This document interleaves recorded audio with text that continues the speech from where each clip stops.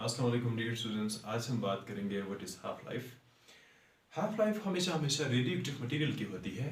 तो आज हम डिटेल से बात करेंगे हाफ लाइफ बेसिकली क्या होता है।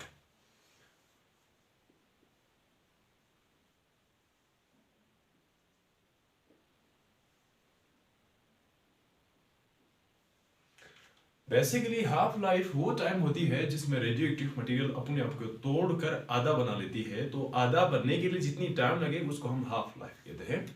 हाफ लाइफ को मैथमेटिकली टी हाफ के थ्रू इसको डिनोट की जाती है। टी हाफ, टी का मतलब टाइम, हाफ का मतलब हाफ लाइफ। हमेशा हमेशा याद रखेंगे कि हाफ लाइफ हमेशा रेडियो एक्टिव मटेरियल की होती है, न कि किसी और चीज़ की। तो रेडियो एक्टिव मटेरियल से मुराद उन तमाम की तमाम चीज़ों को रेडियो एक्टिव मटेरियल को कहते हैं जो कभी अल्फा और कभी बीटा और कभी गेमा दे दे। ऐसी चीज़ों की जो टाइम होती है अपने आप को तोड़कर हाफ करने की, तो उस आधे टाइम को या उस टाइम को हम क्या कहते हैं, हाफ लाइफ कहते हैं। मैथमेटिक्स में हम ये जानने की कोशिश कर लेते हैं कि हाफ लाइफ बेसिकली क्या होता है। तो हाफ लाइफ बेसिकली ये वो फार्मूला होता है जिसके थ्रू हम हाफ लाइफ पे पहुंच सकते हैं। n which is equals to n naught t into half. ये वो फार्मूला है जिसके थ्रू से हम t हाफ को या हाफ लाइफ को जान सकते हैं। यहाँ पर n से मुराद है the remaining atoms after decay, और n नॉट का मतलब है the initial atoms which are at the position to break down. और जबकि t हाफ कुछ टाइम है जिसमें जो मटेरियल है, रेडियोएक्टिव मटेरियल है, वो अपने आप को तोड़कर आधा बना लेता है।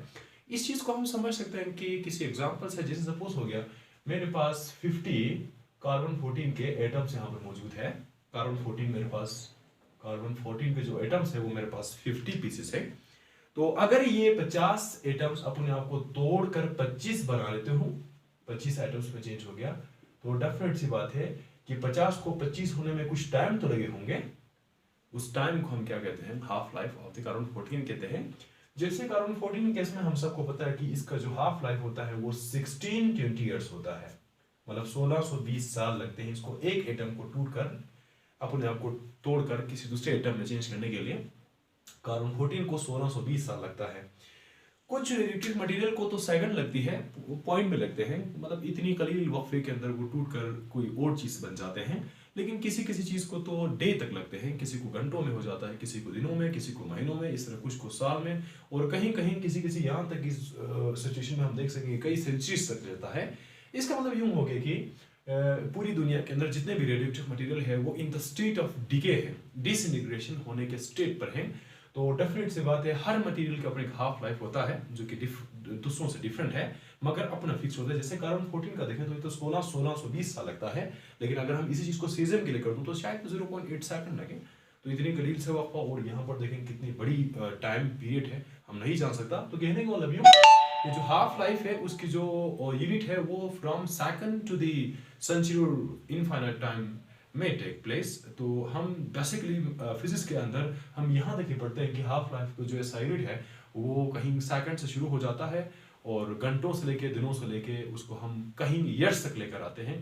तो आज के इस हाफ लाइफ के टॉपिक में यही चीज़ें बताना था, और आखिरी दो जुमले बताकर इसको हम यहाँ पर स्टॉप कर लेते हैं।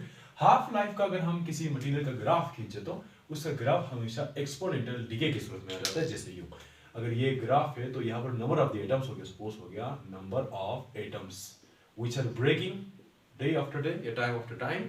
और यहाँ पर मैं अगर इसे खींचूं हाफ लाइफ की अगर बात करूँ तो डेफिनेट सी बात है नंबर ऑफ द एटम्स अपने आप को बार बार तोड़ेंगे, बार बार तोड़ेंगे। और यूं सपोज हो गया यहाँ पर अगर मेरे पास 4 एटम है तो इसका पहले हाफ लाइफ के अंदर ये 2 एटम्स में चेंज होंगे, आखिर में ये थर्ड हाफ लाइफ पर 1 एटम में चेंज हो जाएंगे। देखें ना, तो फिर इसकी जो ग्राफ है वो यहाँ से यहाँ आ रहा है, फिर यहाँ से यहाँ आ रहा है, इसका मतलब यहाँ से आगे जा रहा है। इसका मतलब इसकी जो ग्राफ है वो लाइक इस तरह के, और इसकी एरो का जो डायरेक्शन है वो डाउनवर्ड की तरफ मूव होंगे।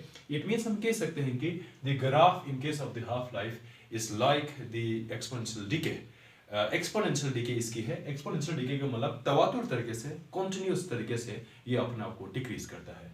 तो हाफ लाइफ के बारे में छोटी मोटी यही गुफ्तगू थी, और हम बात इस टाइम पर करें कि 10th क्लास के फिजिक्स का लास्ट चैप्टर जो कि है atomic and nuclear physics. Thank you very much.